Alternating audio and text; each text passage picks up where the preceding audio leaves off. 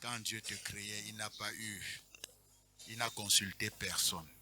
Il t'a façonné selon son bon vouloir. Quand Dieu créait le monde, il n'a pas voulu, il n'a eu de conseil de personne. Ce n'est pas sa propre initiative qu'il a accepté, qu'il devrait créer le monde. Il est souverain. Quand quelqu'un est souverain, ça veut dire que ses décisions sont incontestables. Quelqu'un est souverain quand il prend des initiatives personnelles. Il agit en toute conscience, en toute souveraineté. Il agit en toute puissance. Oui, frères et sœurs, avant que nous ne continuions, est-ce que tu peux demander au Seigneur d'être souverain dans ta vie? Souverain dans ta vie, c'est-à-dire il agit dans ta vie, il n'a pas besoin de toi pour pouvoir agir dans ta vie. Il agit dans ta vie selon son bon vouloir. Il ne tient pas compte de tes sentiments et de tes pensées, de ce que tu penses. Si tu crois que le Seigneur peut véritablement orienter ta vie, Seigneur, frères et sœurs, c'est lui qui t'a créé, c'est lui qui sait où tu vas, c'est lui qui sait ce qu'il veut de toi. Il ne t'a pas créé pour que tu viennes prendre des décisions sur la terre. Il veut que tu marches conformément à ce qu'il voudrait. Et la meilleure des façons maintenant, c'est de lui donner ta vie et de lui dire que je voudrais, Seigneur Père, que tu sois souverain dans ma vie, que tu me conduises, sois souverain, même si ça doit te faire mal, lui, sois souverain. Car les desseins qu'il a pour toi, c'est les desseins de bonheur et non de malheur. Oui, même si tu sens mal, sache que Dieu te veut du bien. C'est la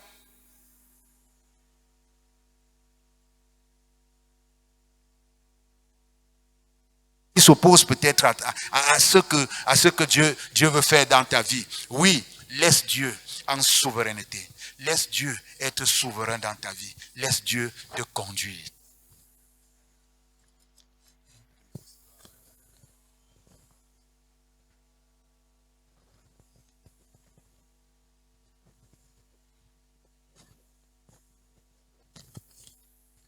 Alléluia. Ce matin, frères et sœurs, nous allons nous entretenir, nous allons parler de quelque chose. Nous allons parler comprendre la circoncision. Comprendre la circoncision. Alléluia. Parce que nous parlons de circoncision, Dieu a fait une alliance avec son peuple, avec Abraham et sa descendance.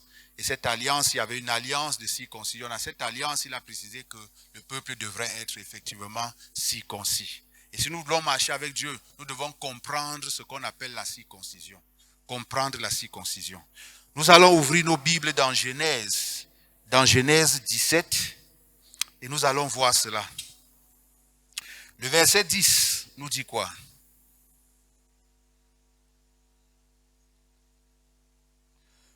Bon, nous pouvons lire à partir du verset 7. J'établirai mon alliance entre moi et toi et tes descendants après toi selon leur génération. Ce sera une alliance perpétuelle. Une alliance perpétuelle en vertu de laquelle je serai ton Dieu et celui de ta postérité. Il faisait cette promesse à Abraham. Je te donnerai et à tes descendants après toi, le pays que tu habites comme étranger, tout le pays de Canaan en possession perpétuelle, et je serai leur Dieu. Dieu dit à Abraham, toi, tu garderas mon alliance, toi et tes descendants après toi, selon leur génération. C'est ici mon alliance que vous garderez entre moi et vous et ta postérité après toi. Tout mâle parmi vous sera circoncis. Voici l'alliance. Dieu a fait une alliance avec Abraham. Et cette alliance devait déterminer Abraham avec sa postérité. Sa postérité, toute la descendance d'Abraham devrait garder cette alliance. Cette alliance, c'était quoi? La circoncision. Il dit, c'est ici mon alliance que vous garderez entre moi et vous et ta postérité après toi. Tout mâle parmi vous sera circoncis. Voilà. Je vais préciser ici, quand on dit tout mâle, il ne faut pas que le genre féminin, ce n'est pas une affaire de genre. Que les femmes ne pensent pas que ça concerne seulement les hommes. C'est la descendance d'Abraham. Il faut comprendre le contexte juif. Vous allez lire, quand on faisait le dénombrement dans le contexte juif, frères et sœurs, quand Dieu demandait de faire un dénombrement, par exemple, quand il fallait compter le peuple, on comptait les hommes. Amen. On comptait les hommes. Donc, quand vous voyez même dans le phénomène de la multiplication des pains, frères et sœurs, la Bible te dit, sans compter tel nombre, sans compter les femmes et les enfants. C'est Dieu qui l'a voulu ainsi. Donc, quand on parle ici de circoncision, si on parle de mâle, si on parle des hommes, frères et sœurs, sachant que cette circoncision, nous allons la voir ici, elle est physique. Cette circoncision s'adresse à qui? Au peuple de Dieu. Cette circoncision ne concerne pas seulement les hommes, mais ça concerne le peuple de Dieu. Alléluia. Vous circoncirez et ce sera un signe d'alliance entre moi et vous. Donc, cette circoncision, quand on voulait voir quelqu'un qui a une alliance avec le Seigneur, il fallait tout simplement que physiquement on voit le signe de l'alliance dans la vie de l'individu, de celui-là qui disait qu'il a une alliance avec Dieu, qui disait qu'il est en communion avec Dieu, qui disait qu'il est du peuple de Dieu. Il fallait quoi? Il fallait qu'on regarde en lui, qu'on voit qu'il est circoncis. Ça ne se disait pas de bouche, parce qu'il y avait le peuple. Donc il y avait un mélange. Quand il se mélangeait même avec certains peuples, pour faire la distinction, comment est-ce que les enfants d'Israël appelaient d'autres peuples? On les appelait les incirconcis. Alléluia, les incirconcis. Donc la circoncision, c'était le signe de l'alliance entre Dieu et son peuple. Maintenant, frères et sœurs, le verset 14 nous dit quoi de Genèse 17? Un mâle incirconcis qui n'aura pas été circoncis dans sa chair sera exterminé du milieu de son peuple. Il aura violé mon alliance. Ça veut dire que quelqu'un qui est dans le peuple, il s'agit d'abord du peuple de Dieu. Mais dans ce peuple, il fallait une distinction. Ceux qui voulaient marcher, qui voulaient avoir une véritable alliance avec Dieu, devaient être circoncis. Et tout mâle, toute personne dans le peuple qui n'était pas circoncis devait être exterminé. Il devait être retiré du milieu du peuple. Exterminé du milieu du peuple. Alléluia. Le signe de l'alliance de l'Éternel. Frères et sœurs, nous avons vu, il y a eu du respect. Abraham a respecté cela. Il a été circoncis avec son fils Moïse. La circoncision s'est aussi passée. Nous allons lire maintenant, frères et sœurs, dans Exode 12. Exode 12, verset 48. Dieu nous donne les conditions aussi pour la Pâque.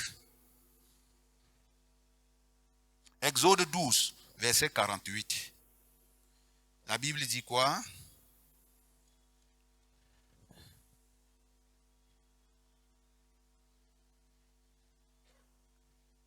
Exode 12, verset 48. Si un étranger, parce que nous avons parlé tout à l'heure du peuple de Dieu, mais il y a les étrangers. Si un étranger en séjour chez toi veut faire la Pâque de l'Éternel, tout mâle de sa maison devra être circoncis. Alors il s'approchera pour le faire et il sera comme l'indigène, mais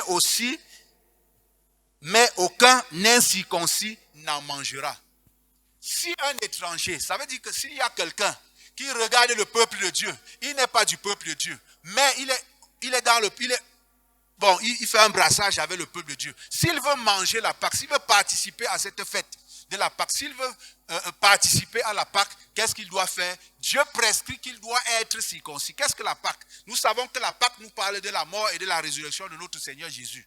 Et dans la mort et de la résurrection de notre Seigneur Jésus, tous les bienfaits de la vie chrétienne se trouvent dans la mort et dans la résurrection du Seigneur Jésus. Ça veut donc dire que si quelqu'un n'est pas du peuple de Dieu et qu'il veut bénéficier maintenant de la mort et de la résurrection de Jésus, s'il voit la vie chrétienne et il veut bénéficier des grâces qu'apporte la mort et la résurrection du Seigneur Jésus, on doit lui prescrire quoi? La circoncision. Amen. Et pour être circoncis, il doit respecter les conditions, être du peuple de Dieu et entrer dans la circoncision. Parce que la circoncision concerne ceux qui sont du peuple de Dieu. Alléluia. Gloire à Dieu. La circoncision, c'est une alliance. Vous voyez, Dieu a fait une alliance avec le peuple. Une alliance dont toi et moi, c'est important que nous puissions comprendre ça. C'était une circoncision, c'est une circoncision physique. Mais pratiquement, quand nous regardons même dans l'ancienne alliance, Dieu commence à nous éclaircir ce qu'il entend par circoncision. Parce que le culte de l'Ancien Testament, de l'Ancienne Alliance, était davantage physique, frères et sœurs. Si nous regardons Jérémie 4, verset 4, nous nous acheminons pour comprendre un peu ce que c'est. Jérémie 4, verset 4. Jérémie 4, verset 4.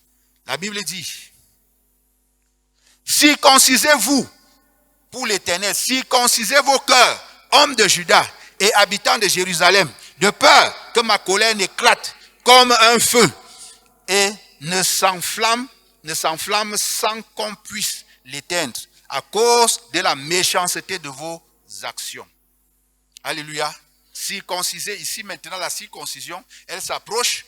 On ne parle plus de la circoncision de manière physique, mais on voit déjà que la circoncision du cœur, mais s'il faut circoncire le cœur, ça va donc se passer comment? Est-ce qu'on va prendre un bistouri ou passer le bistouri sur le cœur et que quelqu'un se mette encore à vivre? Jérémie 9, frères et sœurs.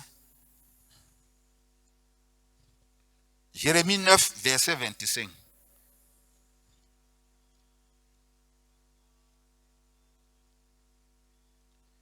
La Bible nous dit, voici les jours viennent, dit l'Éternel, où je châtierai tous les circoncis qui ne le sont pas de cœur. Les jours viennent. Ça veut dire que cette circoncision n'était pas véritablement manifeste dans l'Ancien Testament. Parce que cette circoncision était physique. Il a fait une alliance. Mais il dit, les jours viennent, où je châtierai, dit l'Éternel, où je châtierai tous les circoncis qui ne le sont pas de cœur. Ça veut donc dire que cette circoncision physique préfigurait quelque chose. Alléluia. Donc, on pouvait bien te regarder et tu dis à Dieu, oui Seigneur, je suis circoncis, je suis enfant de Dieu. Oui, mais on te regarde. Physiquement, on voit effectivement, tu viens à l'église et tout et tout. Oui, tu es du peuple de Dieu, tu as accepté le Seigneur Jésus. Mais maintenant, frères et sœurs, on te regarde physiquement, tu peux dire que tu es circoncis. Mais Dieu dit qu'il ne regarde pas seulement le physique qui traduit ta circoncision. Mais maintenant, il regarde plutôt quoi? Il va châtier ceux qui disent qu'ils sont chrétiens, qui disent qu'ils sont du peuple de Dieu, mais qui ne le sont pas effectivement. Amen. Donc on peut être peuple de Dieu, mais ne pas être circoncis. Or, Dieu fait son alliance avec qui? Avec le peuple qui est circoncis, avec les circoncis. Il va châtier. Donc, il parle de la circoncision maintenant du cœur. Amen. Nous n'avons pas suffisamment de temps, mais nous allons parler maintenant. Qu'est-ce qu'il appelle donc circoncision? Si nous allons dans la nouvelle alliance, nous allons comprendre ce qu'on appelle la circoncision. C'est un peu plus clair, c'est plus clair là-dedans. Alors, regardons dans Philippiens 3. Philippiens 3, verset 3 dit quoi? Philippiens 3, verset 3. Car les circoncis, qu'est-ce que Dieu appelle circoncis?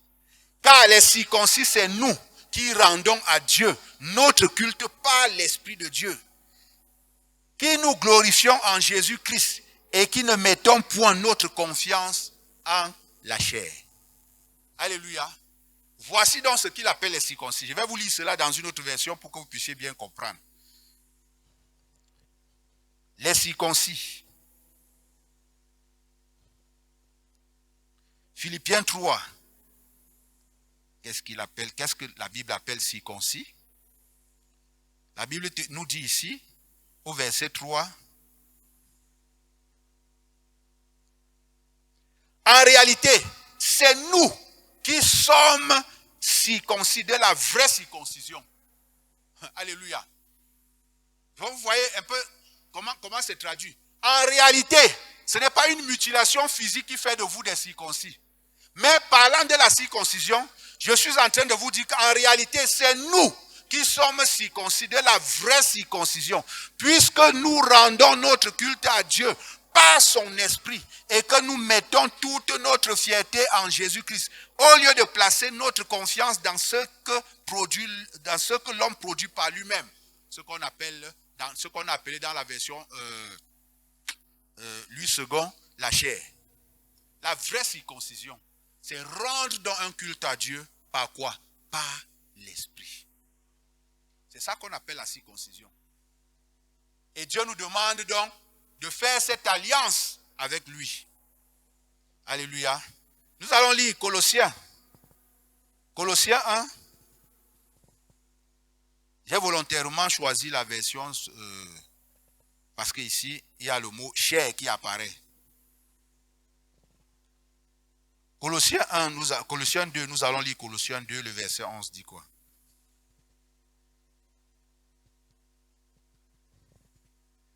Colossiens 2, verset 11. Voilà.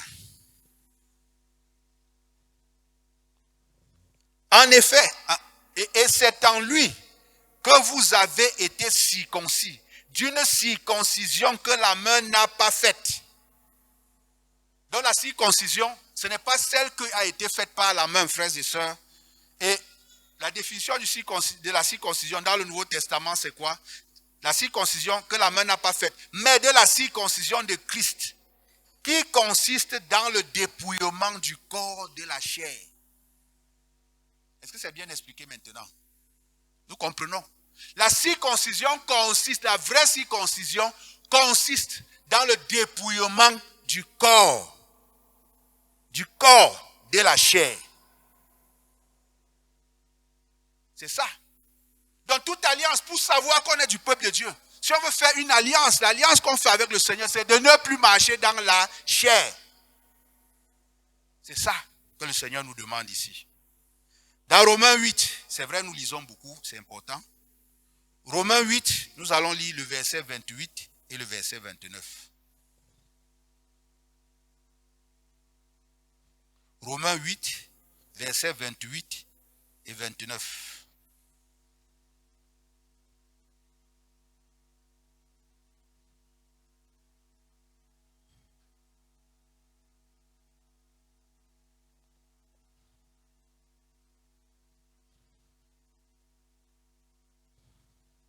Romains 2, pardon, je vous en prie. C'est Romains 2.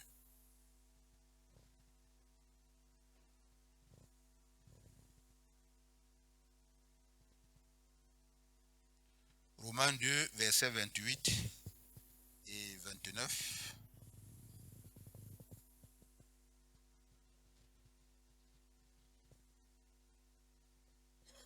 La Bible nous dit, le juif, ce n'est pas celui qui en a les dehors. Et la circoncision, ce n'est pas celle qui est visible dans la chair. Mais le juif, c'est celui qui l'est intérieurement. Et la circoncision, c'est celle du cœur, selon l'esprit, et donc selon la lettre. La loi de ce juif ne vient pas des hommes, mais de Dieu. Je crois que nous avons suffisamment planté le décor pour comprendre ce qu'on appelle la circoncision. Le Romains 8, verset 5 que nous disons, que nous étions en train de lire, de vouloir lire là tout à l'heure, c'est quoi? C'est Ceux en effet qui vivent selon la chair s'affectionnent aux choses de la chair, tandis que ceux qui vivent selon l'esprit s'affectionnent aux choses de l'esprit. Et l'affection de la chair, c'est la mort, tandis que l'affection de l'esprit, c'est la vie et la paix. L'affection de la chair. Ici, la mort, il faut voir la mort. La mort, ce n'est pas dire que c'est une mort physique. Ça veut dire que tous ceux qui vivent charnellement n'ont pas cette alliance, c'est des incirconcis. Ils n'ont pas donc cette alliance avec Dieu et ils sont séparés totalement de Dieu. Ils n'ont pas de communion avec Dieu. Alléluia. Gloire à Dieu. Car l'affection de la chair est inimitié contre Dieu, parce qu'elle ne se soumet pas à la loi de Dieu et qu'elle ne le peut même pas. Le verset 8 dit, « Or, ceux qui vivent selon la chair ne sauraient plaire à Dieu. » Mais maintenant, si nous allons au verset 13, le verset 13 nous dit, « Si vous vivez selon la chair, vous mourrez. Mais si par l'esprit, vous faites mourir les actions du corps, vous vivrez. » Si vous vivez selon la chair, vous mourrez. Vivre selon la chair, on va mourir. La mort, on n'aura pas de communion avec Dieu. On sera séparé avec Dieu. Dieu a toujours et toujours favorisé le culte de l'esprit. La circoncision ici nous dit de laisser que le Saint-Esprit puisse nous guider. Alléluia. La chair empêche la communion donc avec Dieu. La chair, dans l'incirconcision, permet donc qu'on soit séparé de Dieu. Si nous sommes incirconcis, nous mourrons. Ça veut dire que nous n'aurons pas de communion avec Dieu. Nous n'allons pas avoir de bons rapports avec Dieu. Nous avons vu dans Genèse 17, verset 14, que si un homme, un mâle parmi nous, parmi le peuple de Dieu, n'est pas circoncis, il sera retranché. Il sera coupé totalement de Dieu. Alléluia. Donc nous pouvons venir à l'église, nous cherchons parfois, nous posons des questions à Dieu, nous cherchons à marcher avec le Seigneur, on ne le parvient pas tout simplement, ou bien Dieu on pose des questions à Dieu, nous n'avons pas de réponse tout simplement. Pourquoi? Parce que nous n'avons pas notre communion avec Dieu.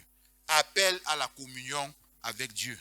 Notre vie doit être une vie de communion avec Dieu. Si vous vivez selon la chair, et pour faire cela, il ne faut pas vivre selon la chair. Si nous vivons selon la chair, nous allons mourir. Nous allons mourir. Alléluia. Donc nous allons être séparés de Dieu. Gloire à Dieu. Alléluia. Si nous voyons dans Hébreux 10, verset 20.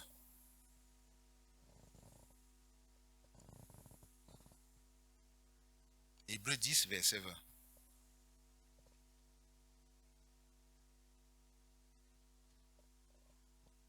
Il y a quelque chose qui s'est passé ici.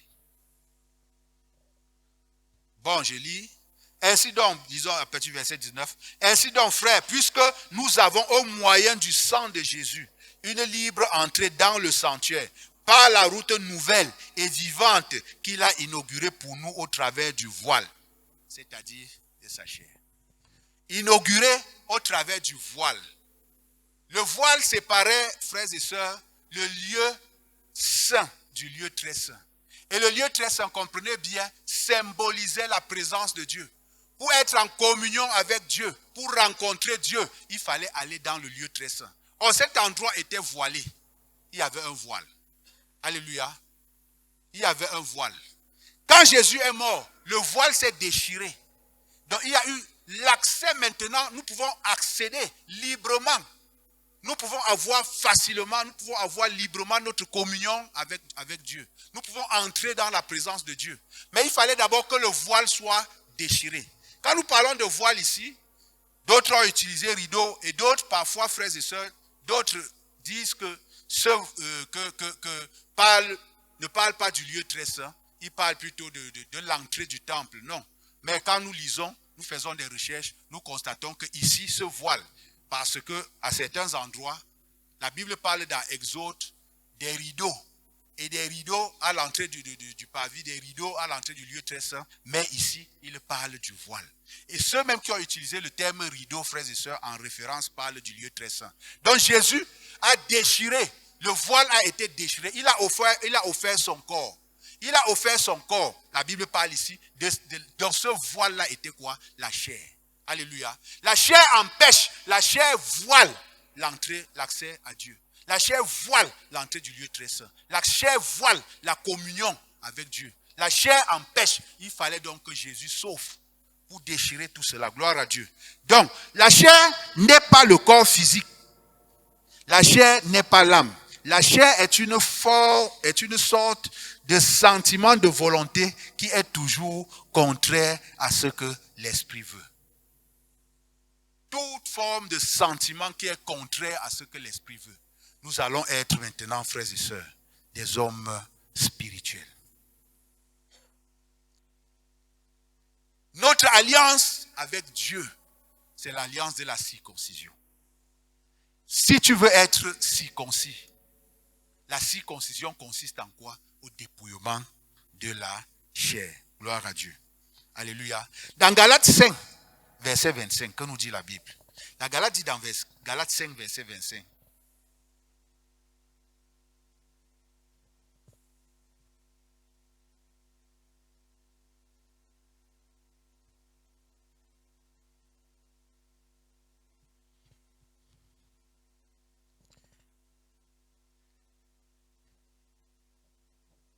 Si nous vivons par l'esprit, si c'est l'esprit de Dieu qui nous a amenés à la vie, marchons aussi selon que l'esprit nous conduit. Marchons aussi selon ce que l'esprit nous amène à faire. Nous devons nous soumettre à l'esprit pour ne pas accomplir les désirs de la chair. Pour que la chair ne se manifeste pas en nous, frères et sœurs. Vous savez, frères, la chair est extrêmement dangereuse. Dangereuse dans la vie chrétienne. Et le combat que nous devons mener, c'est le combat de la chair pour être de véritables circoncis. Dans la vision que nous avons vue, que ce ministère a eu, frères et sœurs, la vision de l'Église, Dieu a détruit ce qui était charnel. Très très facilement dans marcher par l'esprit. La vision de la marche par l'esprit. Dieu a détruit toute Église, tout ce qui était charnel. La chair se manifeste à plusieurs égards, frères et sœurs. Se manifeste de plusieurs manières. Plusieurs manières. Et c'est ça qui nous empêche donc la communion avec Dieu. Tant que tu as déjà une velléité charnelle en toi, sache que tu n'es plus avec le Seigneur. Quand tu veux poser un acte, il faut regarder les motivations. Qu'est-ce qui t'amène à poser cet acte? Est-ce que cet acte que tu poses, qui est glorifié derrière l'acte que tu es en train de poser? Est-ce que tu poses cet acte glorifie Dieu ou te glorifie toi-même? Lorsque tu mets déjà tes capacités naturelles devant, lorsque tu as ta propre réflexion, lorsque tu mets tes propres ressources, tes propres forces à faire quelque chose sans compter sur le Seigneur, frères et sœurs, tu es disqualifié, tu es dans la chair et tu es incirconcis. La vraie circoncision, comme nous l'avons vu, c'est ceux qui mettent leur confiance dans Philippiens 3:3, leur confiance en qui? En Dieu, en ce que fait l'Esprit. L'Esprit de Dieu accomplit pour eux, en eux, et non ce que eux-mêmes, ils le font. Alléluia. Nous voyons donc qu'à tout moment, nous devons chercher à plaire au Seigneur. Plaire au Seigneur, ce n'est pas par rapport à tes propres capacités. Nous n'avons rien à donner à Dieu. Mais c'est Dieu qui fait au travers de nous. Donc si nous voulons être circoncis, c'est une alliance. Nous devons mener cette alliance avec le Seigneur. Et l'alliance, c'est quoi? C'est la circoncision. La vraie circoncision qui consiste à circoncire quoi? Les cœurs. Pendant qu'on pose un acte, même quand tu es en train de causer avec quelqu'un, frères et sœurs, surveille ce qui sort de ta bouche. Qu'est-ce que tu ressors de là? Qu'est-ce que tu ressors de la conversation? Qui est glorifié dans cette conversation? Nous avons vu les désirs de la chair, nous n'entrons pas tellement dans les détails ici. Les désirs de la chair sont contraires aux désirs de l'esprit. Quand nous voyons les divisions, l'inimitié, quand tu vois l'envie, les querelles naissent de la chair. Quand tu vas dans la chair, chaque fois que tu veux te mettre en exergue, c'est totalement charnel. Même quand quelqu'un te dit quelque chose, même si quelqu'un te provoque, même si quelqu'un t'insulte, avant d'insulter, il faut regarder si ça glorifie Dieu. C'est parce que tu refuses, tu te mets devant. C'est toi-même qui es en train d'agir. Chaque fois que toi-même tu essayes d'agir, tu es dans la chair. Il faut que cela soit soumis. Et c'est ce que nous voyons dans ce ministère. La communion avec le Seigneur. Galates 5, verset 16. Nous avons terminé. La Bible nous dit quoi? Marchez par l'esprit. Et nous n'allons pas accomplir les désirs de la chair. Les désirs de la chair nous voilent. Les désirs de la chair nous empêchent de rencontrer le Seigneur. Les désirs de la chair nous disqualifient de notre alliance avec Dieu. Les désirs de la chair font qu'on te sépare, qu'on t'enlève du milieu de Dieu. Les désirs de la chair mettent un voile entre Dieu et toi, mettent un mur de séparation entre Dieu et nous. Gloire à Dieu. Alléluia. Donc, frères et sœurs, nous étions en train d'introduire quelque chose pour rester fidèles à ce que nous voyons ici, pour rester fidèles à ce que Dieu nous a donné dans cette assemblée. La chair combat toujours l'esprit. Ce qui est spirituel, ils sont diamétralement opposés. Un homme charnel aura toujours des problèmes avec un homme spirituel. Quelqu'un va entrer dans une assemblée où tout est fait par l'esprit, où on consulte Dieu, où on veut marcher selon les directives de Dieu, il aura des problèmes. Et quand il va chercher à amener ce qui est à l'extérieur, il aura des problèmes parce que ça ne peut pas marcher avec l'esprit. On est en train de se soumettre à l'esprit. Gloire à Dieu. On se soumet à ce que l'esprit nous demande, nous recommande. Ne sont pas obligés. Tu n'es pas obligé de faire comme tout le monde. Si vous vivez selon la chair, vous allez mourir. Ce n'est pas moi qui le dis, c'est la Bible qui le dit.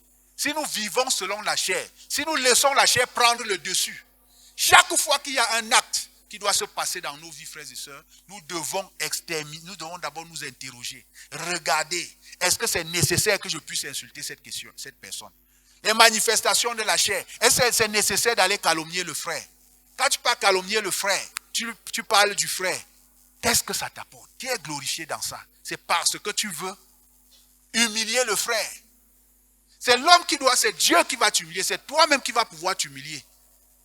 C'est toi qui dois t'humilier. Dieu, nous avons vu là tout à l'heure que Jésus s'est humilié lui-même. Il s'est humilié lui-même.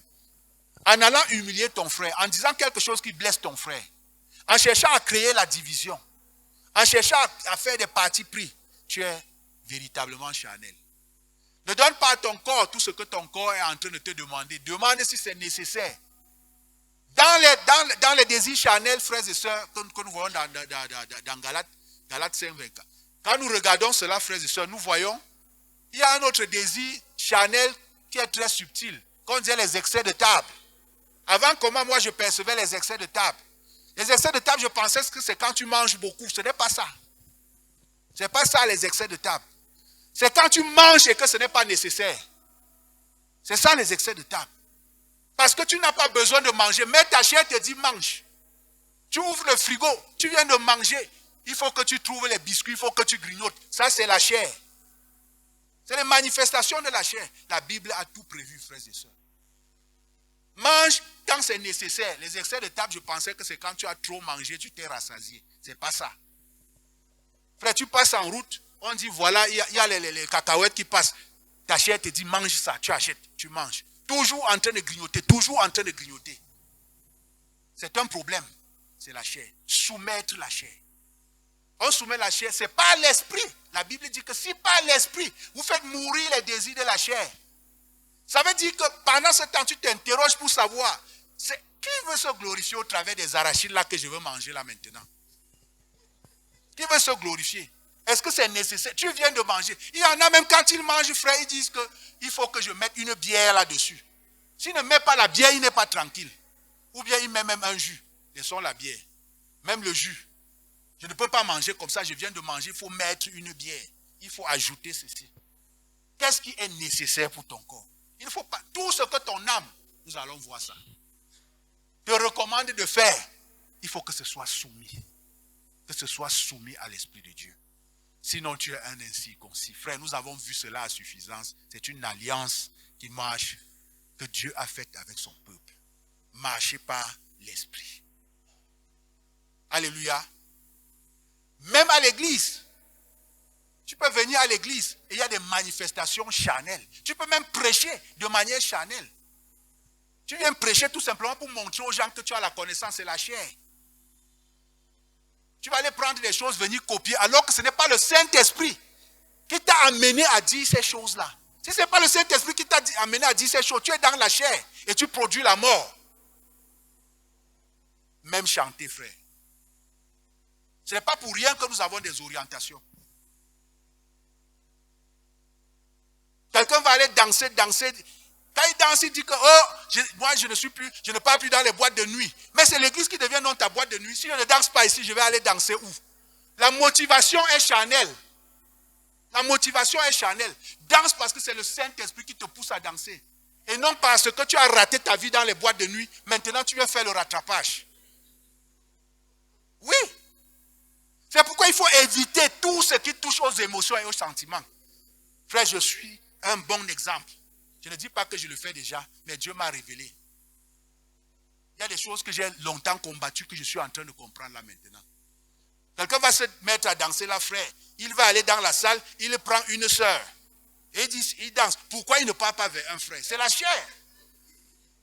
Pourquoi il ne prend pas le... Est-ce qu'il est obligé de danser plutôt avec la sœur? Frère, viens, on danse ici. Sœur, viens, on danse. C'est la chair qui t'amène à faire ça. Il faut éviter tout ce qui peut t'amener dans la chair, mon frère, ma soeur. Et à l'église, nous devons contrôler cela. On n'est pas obligé de faire comme d'autres personnes. Il y a des gens qui sont mal à l'aise. Quand on chante, ils écoutent les paroles. Ils disent que c'est mort. Que dans votre église, c'est mort. Oui. La chair a les désirs contraires à ceux de l'esprit. Alléluia. Qui est-ce qu'on veut glorifier? Qui est-ce qu'on veut glorifier dans ce qu'on veut faire? Amen. C'est le Seigneur Jésus. Gloire à Dieu. La circoncision. Il faut être circoncis. Et comment pallier donc à cela? Comment ne donc pas marcher selon la chair? Dieu nous a dit comment il faut faire. Galates 5, verset 16 dit quoi? Marchez par l'esprit. Et vous n'accomplirez point les œuvres, les désirs de la chair. Si c'est l'esprit qui te conduit, tu ne vas pas faire ce que la chair est en train de te demander. Soumets toutes choses à l'esprit. Nous sommes dans la vérité. Que Dieu vous bénisse. Notre Père, qui es aux cieux,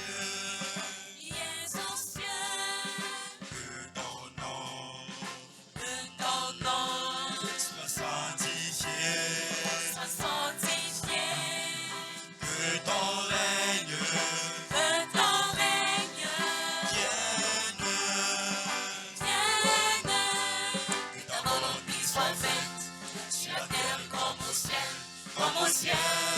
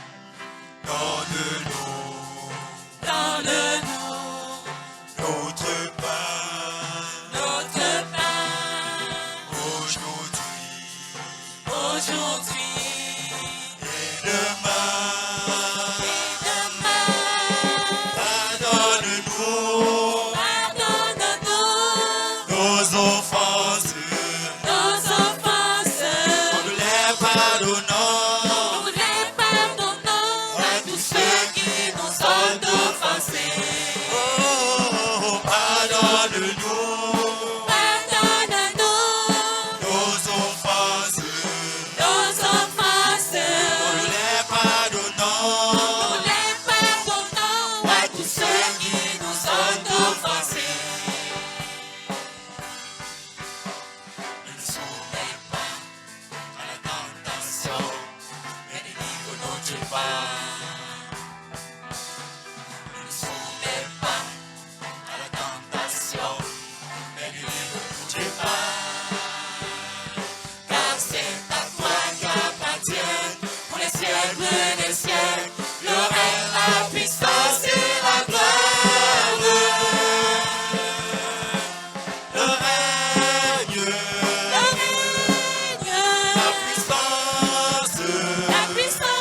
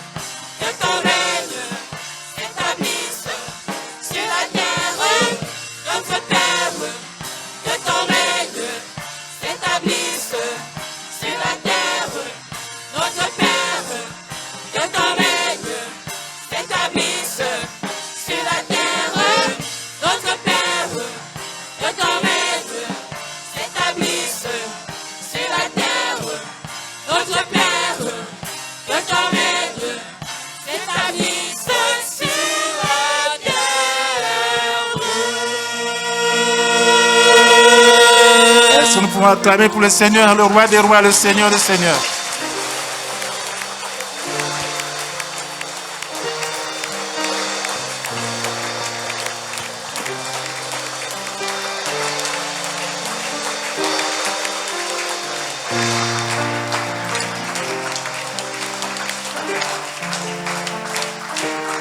Alléluia. Gloire à Dieu.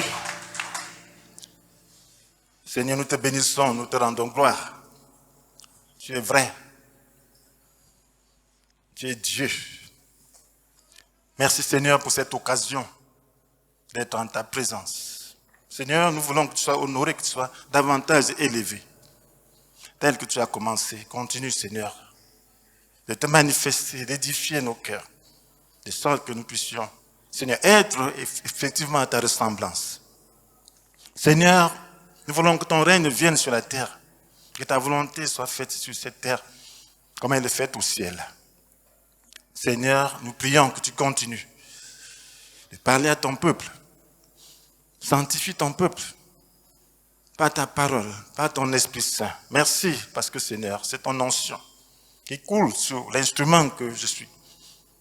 Nous pouvons accomplir ton dessein. À toi la gloire, à toi l'honneur, à toi la puissance. Amen. Gloire à Dieu. Depuis le début, le Seigneur est en train de prendre les rênes des choses et nos élèves, il nous a introduits dans sa présence. Et il continue de nous parler et il nous aide. Lorsque nous nous réunissons, c'est pour avoir toute l'aide dont nous avons besoin. Je rends grâce à Dieu parce que nous a rappelé encore la marche par l'esprit et le voile qui doit être déchiré. Gloire à Dieu. Sachez que c'est Dieu qui parle parce qu'il va à un autre niveau. Il va atteindre son dessein. Dieu n'est pas menteur. Dieu n'est pas un homme pour mentir, ni humain pour se repentir. A-t-il jamais parlé sans qu'il tienne parole? N'accomplit-il pas ce qu'il a déclaré? Là, il nous a donné la marche par l'esprit. Et on finira par comprendre, on finira par réaliser le dessein de Dieu. Parce que c'est Dieu, il a donné sa parole, elle va s'accomplir. Amen. Alléluia. Quand on dit après la communion avec Dieu, c'est de ça qu'il est question. La chair nous prive la communion des uns et des autres. La communion sainte, saine. Quand il y a les jalousies, quelle communion peut-il avoir? Quand il y a le frottement, quelle communion peut-il avoir? Tout ça sont les œuvres de la chair. Quand il y a l'amertume, quelle communion peut-on avoir? Donc ça nous prive de toutes les grâces de Dieu. Or, le corps doit être en communion avec Dieu et les uns avec les autres pour être utile. Amen. C'est ça le problème du corps. Gloire à Dieu. Nous allons y arriver parce que c'est Dieu qui l'a dit. Dis-toi, je vais y arriver. Je vais y arriver. Je vais y arriver. Tu dois y arriver. Ce n'est pas aussi difficile que ça. Comprenons bien que lorsque nous sommes appelés à Dieu, c'est pour que le voile soit entièrement déchiré. Qu'on soit sanctifié, qu'on soit circoncis. Parce que la Bible nous dit, faites tous vos efforts pour être en paix avec tout le monde et pour mener une vie de plus en plus sainte, sans laquelle nul ne verra le Seigneur. Donc il faut combattre la chair par les moyens de la croix et par le Saint-Esprit. Et nous allons vers l'acheminement de la grâce de Dieu, nous allons vers l'avènement du Seigneur. Et l'église que le Seigneur va enlever est sans tache ni ride. Ça veut dire qu'il n'y a pas les œuvres de la chair. Si tu veux être enlevé, il faut emprunter le chemin de la marche par l'esprit. Il faut vaincre la chair et devenir de plus en plus saint. Amen. Donc voilà pourquoi nous devons toujours édifier notre foi. Quand je regarde ce que le Seigneur a fait pour nous, et quand je vois combien nous n'arrivons pas à vivre cela, à tirer tous les avantages de cela, ça me fait pleurer. Ça me fait pleurer. Qu'est-ce qui nous empêche de le faire? C'est le manque de foi. Ce n'est pas autre chose. Le manque de compréhension. Nous continuons avec la foi active. Troisième partie. Le Seigneur m'a montré que le plus grand besoin maintenant, c'est notre foi. Il nous a montré le chemin. Tout ce qu'on enseigne là, c'est pour que notre foi soit activée et que nous puissions y entrer, que nous puissions le manifester. Donc tout ça, je dirais, c'est juste une petite exhortation par rapport à notre foi. Donc nous voulons comprendre comment développer la confiance en Dieu. En tant que Père, Dieu est notre Père. Et savoir accomplir sa volonté sur la terre à partir de notre position céleste. La confiance en Dieu en tant que Père. Et savoir comment accomplir la volonté de Dieu sur la terre à partir de notre position céleste. C'est ce que nous connaissons. Mais il faut que cela soit activé. Il faut que nous puissions vivre cela. Alors nous avons chanté notre Père qui est aux cieux. Pour ceux qui lisent la Bible, même les religieux savent que c'est la prière que le Seigneur avait donnée comme modèle. Dans Matthieu chapitre 6, versets 9 à 13. Priez donc ainsi, notre Père, toi qui es dans les cieux. Ça c'est la version Semeur. Toi qui es dans les cieux. Que tu sois reconnu pour Dieu, que ton règne vienne, que ta volonté soit faite, et tout cela sur la terre comme au ciel. Donne-nous aujourd'hui le pain dont nous avons besoin. Pardonne-nous nos torts envers toi, comme nous pardonnons nous-mêmes les torts des autres envers nous. Garde-nous de céder à la tentation. Et surtout, délivre-nous du diable, car à toi appartiennent le règne et la puissance et la gloire à jamais. Voilà, les deux premiers versets vont nous intéresser par rapport à notre exhortation. Le Seigneur dit, priez donc ainsi, notre Père, toi qui es dans les cieux, que tu sois reconnu pour Dieu, que ton règne vienne, que ta volonté soit faite, et tout cela sur la terre comme au ciel. Quand on dit notre Père, est-ce que c'est le tien? C'est ton Père? Notre Père qui est aux cieux, toi qui es dans les cieux, notre Père, toi qui es dans les cieux. Est-ce que Dieu est ton Père? Est-ce qu'il est le Père de tout le monde? On doit toujours se poser la question. Quelqu'un qui n'a pas Dieu pour Père dit notre Père. Quelqu'un vient vers moi, mon Père. Je vais regarder. Je t'ai accouché quand? Amen. Je connais mes enfants. Amen. Que tu es mon Père, tu es mon Père. Non, moi, je n'ai pas vécu dans le désordre pour qu'on dise que j'ai un enfant que je ne connais pas. Amen. Je n'ai pas vécu dans le désordre. Dieu m'a préservé de tout ça. Amen. Je ne veux pas reconnaître ça. Tu n'es pas mon Père. Je ne suis pas ton Père. Dans le sens biologique, bien sûr, n'est-ce pas? Je dis, je ne te connais pas. C'est la même chose. Pour que tu accèdes à Dieu, pour que tu parles à Dieu, tu dis, mon Père, notre Père. Mais il faut que tu aies une relation avec lui. Tu es sa créature. Il a créé Adam et Ève. Ils sont multipliés. Adam et Ève, c'était ses enfants. Ils sont multipliés déjà dans le désordre, dans le péché. Et tout le monde naît enfant du diable. Amen. Tous sont privés de la glorieuse présence. Tous sont péchés, sont privés de la glorieuse présence de Dieu. Il avait dit à son propre peuple, vous avez pour père le diable. Vous voulez accomplir ses désirs. Au peuple de Dieu qu'il avait choisi. Donc ça veut dire que c'était symbolique. C'était un peuple qui voulait encadrer et en faire le sien. Il dit, vous avez pour père le diable. Il est meurtrier dès le commencement. Donc quand tu pries notre Père, il faut savoir sur quelle base tu te tiens pour dire mon Père, Dieu mon Père. Peut-être Dieu mon Père, bon, il t'a créé, bien sûr. Mais est-ce qu'il reconnaît que tu es son fils? Comment fais-tu pour savoir, comment peux-tu reconnaître qu'il est ton Père? La Bible nous dit, s'il est ton Père, est-ce que tu suis? Est-ce que tu as sa parole? Tu as un Père qui n'a jamais parlé? Tu as un Père dont tu ne connais aucune volonté? Tu as un Père auquel tu ne te soumets pas? Donc tu dois te poser la question, est-ce que Dieu est mon Père? Tu vas vers un inconnu dire mon Père. Il ne te reçoit pas. Est-ce que tu connais Dieu?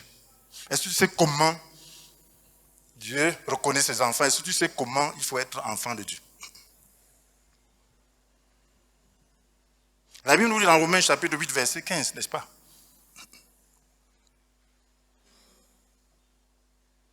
Verset 15, qu'est-ce que la Bible nous dit? Chapitre 8, verset 15. Très important. Que vous compreniez. En effet, vous n'avez pas reçu un esprit qui fait de vous des esclaves et vous ramène à la crainte. Amen. Non. Vous avez reçu un esprit qui fait de vous des fils adoptifs de Dieu. Car c'est par cet esprit que nous crions Abba, c'est-à-dire Père. C'est quand tu as reçu l'esprit de Dieu que tu as la possibilité de crier en vérité Abba, c'est-à-dire Père. Un enfant qui naît reconnaît ses parents parce qu'il a vécu toujours avec eux. Il se dit papa, maman, parce qu'il a une relation avec ses parents. Donc c'est le Saint-Esprit qui nous permet de reconnaître que Dieu est notre Père. Et tu n'as plus peur de Dieu. Qui a peur de son Père? Parce que tu vis toujours chez lui. Tu viens toujours, il peut te corriger, mais tu vas toujours être à la maison. Et tu reconnais qu'il a un amour lorsqu'il te corrige même. Ce n'est pas amour, c'est parce qu'il veut atteindre le dessein de bonheur qu'il a pour toi. Nous avons reçu, vous n'avez pas reçu un esprit qui fait de vous des esclaves, vous ramène à la peur. Non.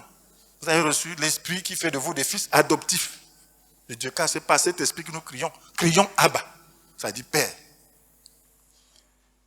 Donc pour dire que Dieu est ton Père, tu dois recevoir son esprit. Et qu'est-ce qu'il continue de dire? Verset 16. L'Esprit Saint lui-même et notre esprit nous témoignent ensemble que nous sommes enfants de Dieu. Amen. Amen.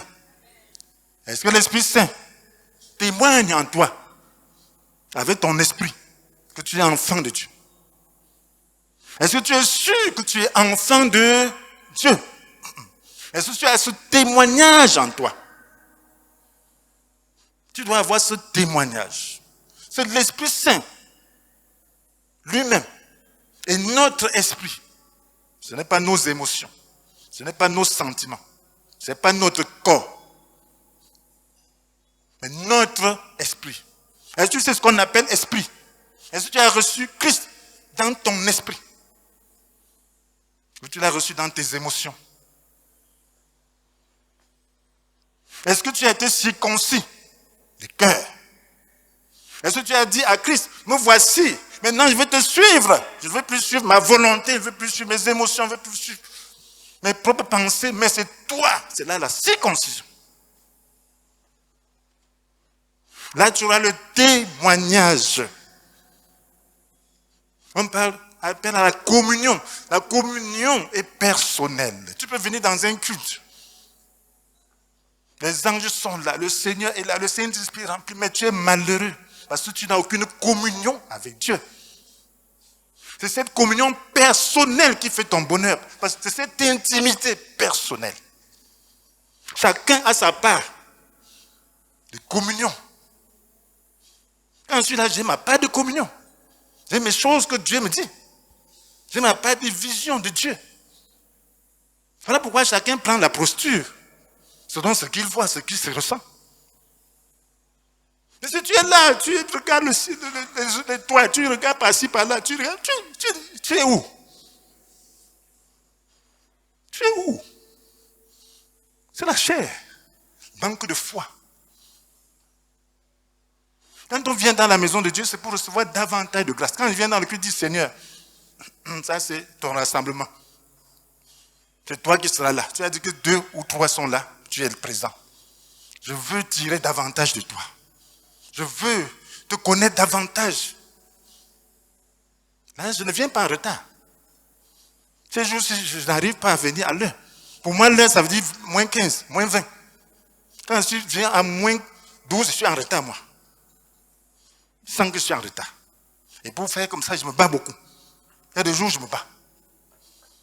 Parce que c'est ce que je viens chercher. Je sais comment ça va se passer.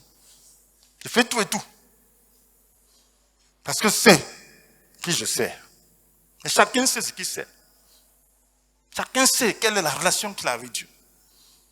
Si quand on va à la présidence, on vient, il y a combien de minutes avant le président? Est-ce que nous connaissons Dieu? C'est ton Père? Que chacun devrait se dire que si je viens à moins 15, c'est la limite.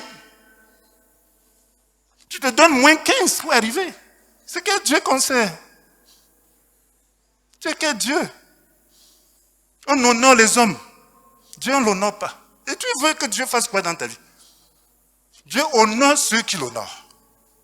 Si tu vas dans le culte de Dieu comme si tu allais en boîte de nuit, mon ami, tu es en train de perdre ton temps. Tu ne sais pas ce que tu fais. Et tu vas trouver donc quoi? Tu vas trouver quelle grâce? Tu sais ce qui a été dit au début? J'ai vu ça aujourd'hui. Vous savez combien Dieu a commencé, comment il a commencé ce culte? Et tu es déjà déphasé quand tu arrives, quand tu n'as pas suivi le début. Il y a des choses, il y a des grâces qui déversent simplement dès que le coordonnateur monte. Parce que c'est sa cérémonie. Ce n'est pas la cérémonie de quelqu'un. Et dans les réceptions officielles, on ferme la porte. Tu n'entres plus même plus. Tu n'entres plus. Si nous ne prenons pas Dieu au sérieux de cette manière, nous ne ferons jamais ses œuvres. Nous sommes encore dominés par la chair. Nous respectons les hommes, mais Dieu, nous ne respectons pas. Est-ce qu'il est ton Père? Ce que Dieu veut faire, il veut faire quelque chose de grandiose. Chacun doit se repentir. Tu dois prendre ce problème de retard au sérieux. Ça veut dire que si Jésus dit qu'à 9h, j'enlève les miens, tu ne seras pas là. Une fois par semaine, mon ami. Et quand il me bat comme ça pour venir, tu sais à quelle heure je me suis même levé? Je ne dis pas tu habites loin. Si tu habites loin, lève-toi même à 5 heures. Tu habites loin, est-ce que le retard est toléré? Chez moi, on sait, quand je me lève, je n'attends personne. C'est comme ça que je suis. Si un enfant n'est pas prêt, ce n'est pas mon problème. Je démarre ma voiture en vitesse. Je pars seulement. Je dis, ouvrez le portail, là, je n'ai plus le temps. Je suis pressé. Non, je n'attends personne. Non. Si c'est moi-même qui ai oublié quelque chose, je m'en vais chercher. Mais je ne t'attends pas. Alléluia. Je ne t'attends pas. Amen. Et quand je fais comme ça, Dieu me donne toujours la grâce. Amen. Donc c'est très important, mes frères et sœurs. Si le temps n'est pas traité dans ta vie, il faut faire attention. Prie. Ça veut dire qu'un démon te cogne toujours. Un démon se tient devant toi. Il t'empêche d'avancer.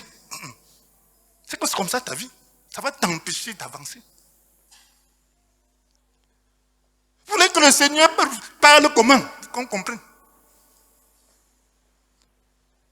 Est-ce qu'il est ton Père? Lorsqu'on dit notre Père, toi qui es aux cieux, toi qui es dans les cieux parlent de quoi? Les cieux parlent de l'élévation. Lorsqu'on dit Dieu aux cieux, ça veut dire qu'il domine toutes choses. Même dans ce monde, on dit qu'il est élevé.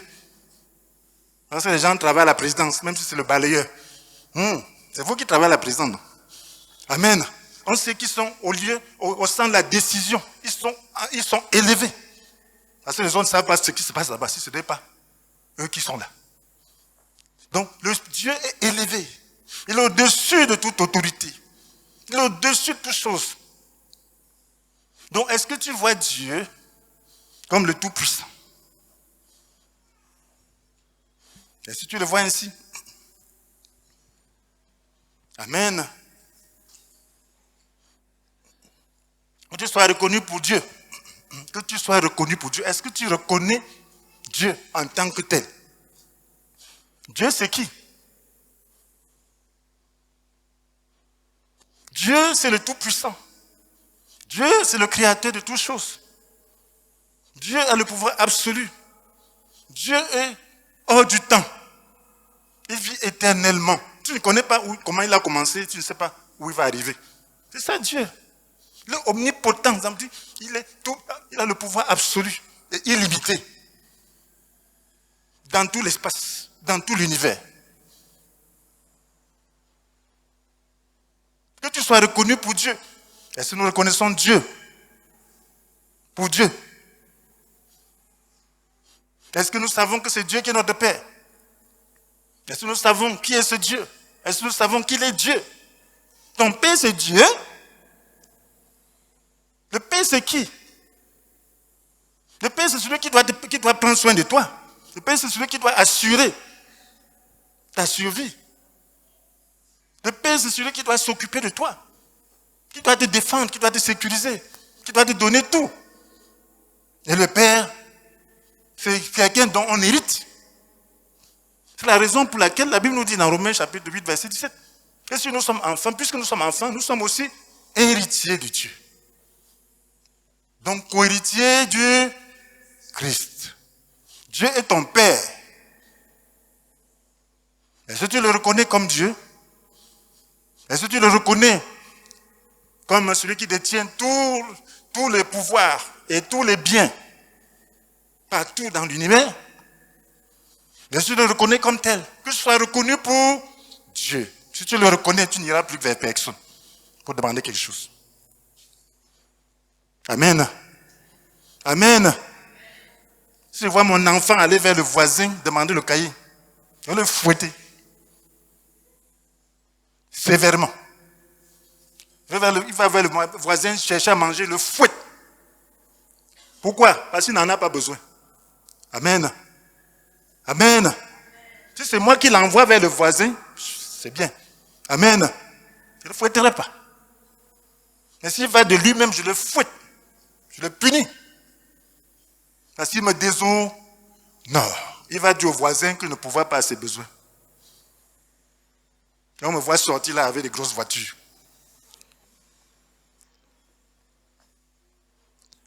Il dit, il ne pourra pas.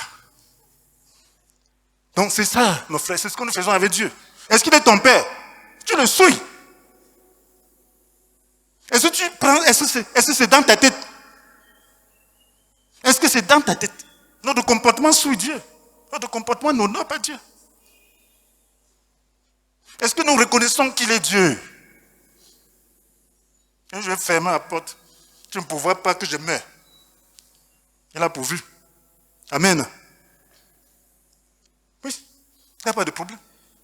Si c'est toi qui m'as appelé, ce n'est pas à moi de me débrouiller. Amen. Si tu es son enfant, c'est toi qui tu dois me demander à naître. Tu es héritier. Tous les enfants héritent. Tous les enfants reconnus héritent. Ta part d'héritage, c'est où? Par notre union avec le Christ, avec Jésus-Christ, Dieu nous a ressuscités ensemble et nous a fait siéger ensemble dans le monde céleste. Ce n'est pas vrai pour toi?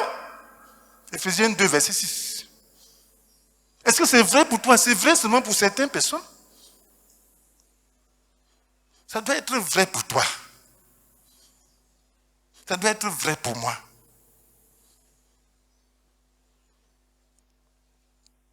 Il y a certaines personnes qui l'ont reconnu pour Dieu seulement après certaines circonstances.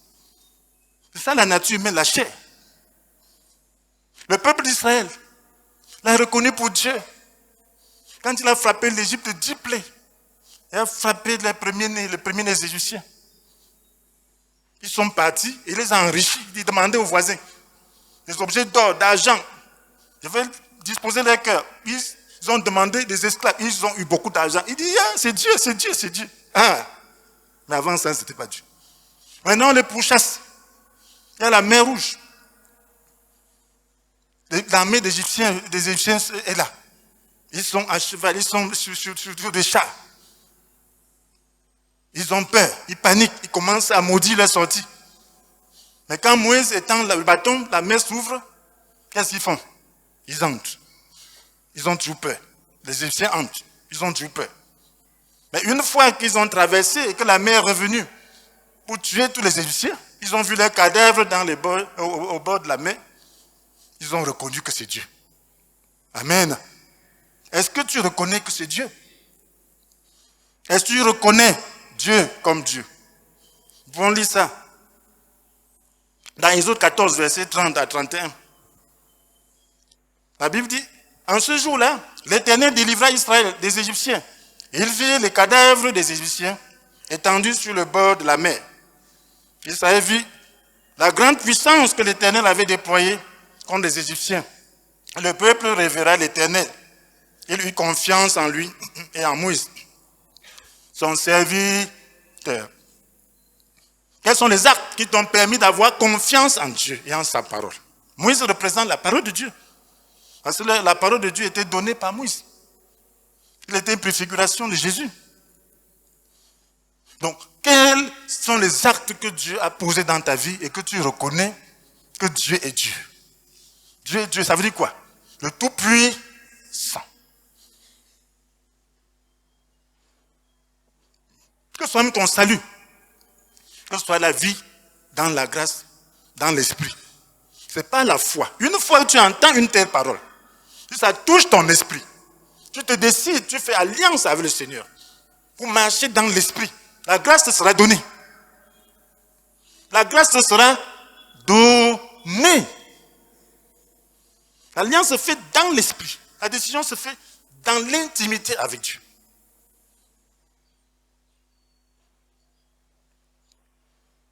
Quand Dieu a dit du jeune homme riche qu'il est impossible, qu'il est difficile aux riches d'entrer dans le royaume de Dieu, qu'il est plus facile à un chameau d'entrer dans le royaume de Dieu que pour un riche, qu'il est plus facile pour un chameau d'entrer, de passer par le trou du déguis que pour un riche d'entrer dans le royaume de Dieu. Les disciples se sont posés la question, qui peut donc être sauvé? Amen. Et qu'est-ce que le Seigneur a dit? Il dit, cela est impossible aux hommes, mais à Dieu tout est possible. Matthieu 19, verset 26. Cela est impossible aux hommes, mais à Dieu cela est possible. Donc quand on prêche comme ça, tu vas dire, c'est impossible. C'est vrai. Amen. Qui peut marcher dans l'esprit? C'est impossible aux hommes. Mais à Dieu, tout est possible. Est-ce que tu reconnais Dieu comme Dieu? Amen. Est-ce que tu sais que c'est lui qui peut te donner la possibilité de faire ce qu'il demande de faire? Il dispose des moyens, il donne son Esprit Saint pour accomplir cela. Si tu as foi, ça va se passer. Cela est impossible aux hommes, mais à Dieu, tout est possible. Quand tu es dans une situation de détresse,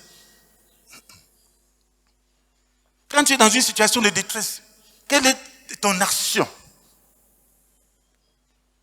Alors, quel est le Père auquel tu t'adresses? Il y a des parents qui ne peuvent pas payer un cahier. Tu peux t'inquiéter. Il y a des parents qui peuvent payer une boutique. Qui peuvent payer des boutiques de cahiers. Tu ne dois pas t'inquiéter. Amen. Mais notre Dieu est le propriétaire de toutes choses. Notre Dieu gère toute personne. Même les rebelles. Quand il leur donne, chacun obéit. La Bible dit que quand la voix de l'homme est agréable au Seigneur, il lui concilie même ses aînés. Il a le pouvoir de dire à ton ennemi, fais ceci. Donc quel est ce Dieu auquel tu crois? Quel est ce Dieu? Tu dis la Bible, tu dis ceci est Dieu. C'est Dieu comment? Par rapport à quoi?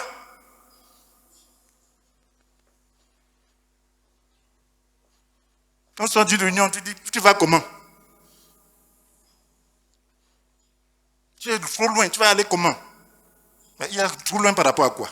Je vais en voiture. Amen. C'est pas loin. Amen. Mais si tu veux aller à pied, c'est loin. Amen.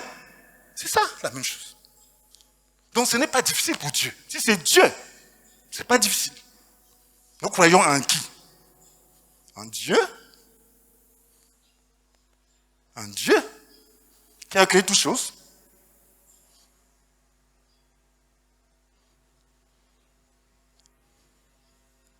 Quand Job a été humilié, il est passé par des épreuves. À un moment donné, il a commencé à soupçonner Dieu. Que Dieu là, tu étais en train de regarder toutes mes petites fautes, même de la jeunesse. Tu me frappes maintenant de tous les malheurs. Mais quand Dieu s'est révélé à lui, pour lui faire connaître ses desseins, il a reconnu Dieu pour Dieu. Dans Job 42, verset 2, il dit, je sais que tu peux tout et que rien ne saurait t'empêcher d'accomplir les projets que tu as conçus. Je sais que tu peux tout. Est-ce que ton Dieu peut tout? Il peut tout, sauf quoi? Il peut tout, sauf quoi? Alléluia. Je me souviens, j'étais dans des problèmes. Je pensais dans ma tête que c'était insoluble. Mais j'ai vu mon Dieu qui peut tout. Amen. J'ai dit que tu peux tout. Tu peux tout. Tu es enfermé dans ton petit monde là. Petit monde de tes pensées, de tes émotions, de tes sentiments. Tu dis, je ne peux rien. Ouvre les yeux. Vois son trône. Vois des milliards de personnes qui l'adorent. De son trône jaillit les éclairs, des coups de tonnerre, les voix. Ah, si tu vois ça, tu vas disparaître. Ce Dieu-là est puissant. Il déploie sa force dans tout l'univers. Regarde sa création. Il maîtrise les mouvements des astres. Pour les scientifiques, vous savez comment la Terre tourne. Les étoiles tournent, tout tourne. Amen. La Terre tourne autour du soleil et autour d'elle-même. Le soleil tourne, tout tourne. Les étoiles tournent. Et ce Dieu-là, je me demande où il se trouve. Parce que la terre comme ça, elle tourne. Amen. Ça veut dire seulement qu'il est dans tout l'espace. Amen. Il est quelque part, mais il tourne. Tout tourne. Tout est en rotation. Gloire à Dieu. Ce grand Dieu qui a créé toutes choses, mais il s'humilie. Il vient jusqu'à toi. Tu le méprises? Amen. Amen. Nous avons négligé de fortifier notre foi. Nous avons négligé de développer notre foi en Dieu. À cause de ce petit monde, des petits attraits de la chair. Faisons attention. Le Seigneur, là, il est en train de vouloir venir. Il veut manifester sa gloire. Voilà pourquoi nous devons édifier notre foi. Si tu édifies ta foi, nous édifions notre foi, le réveil va venir dans ce pays. Parce que quand les gens nous voient, ils ne voient même pas Dieu. Tu as un petit problème, tu cours comme tout le monde. Tu plais, tu montes, tu descends. Il va voir que tu as Dieu commandant. Tu cours même vers lui. Et tu dis que Dieu, mon Dieu, et tu dis ce Dieu-là qui a créé Dieu, c'est ton Père? Que non.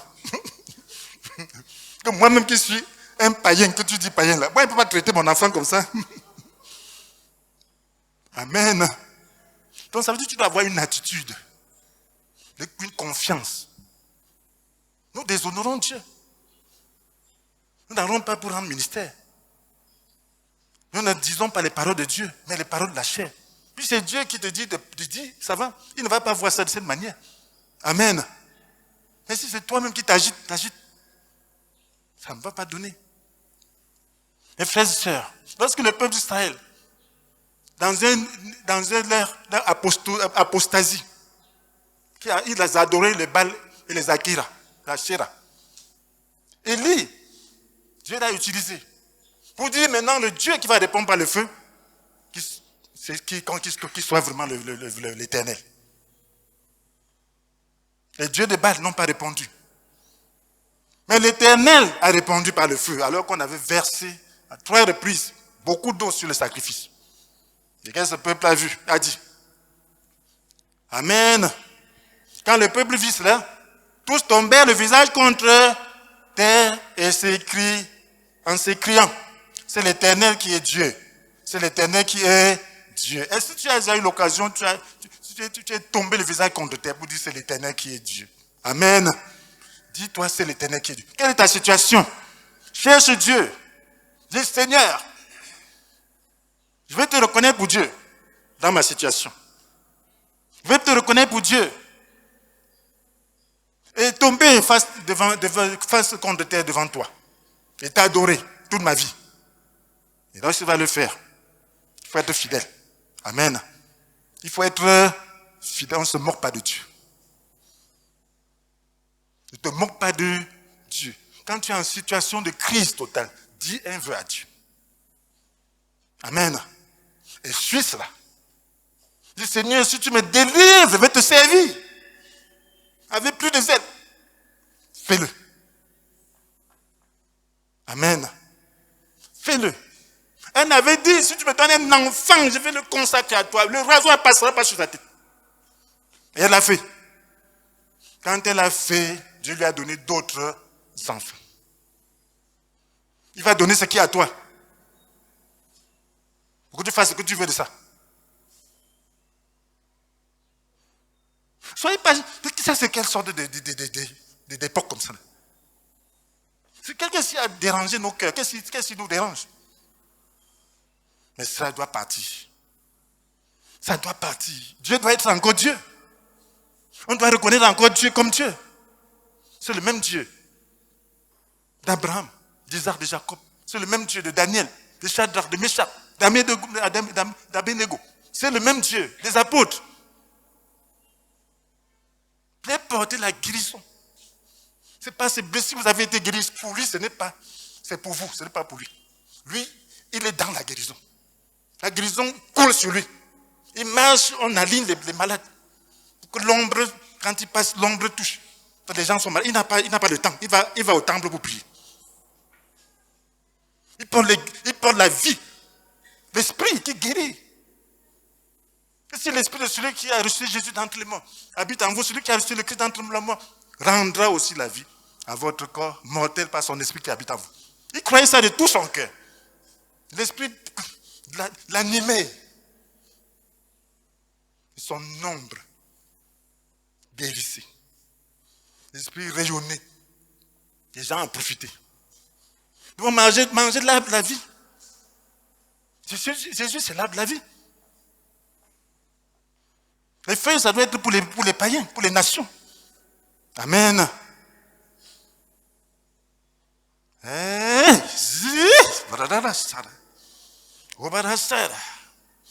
l'église du Seigneur soit restaurée dans sa gloire. Que la parole de Dieu soit encore rendue vivante dans nos cœurs et dans nos vies. Pour que les gens reconnaissent Dieu comme Dieu. Qu'ils soient reconnus pour Dieu. Que nos prières effrayent les méchants. Qu'ils ont peur de nous provoquer, qu'ils aient peur de nous provoquer. Parce qu'ils savent que si on prie, les choses vont se passer.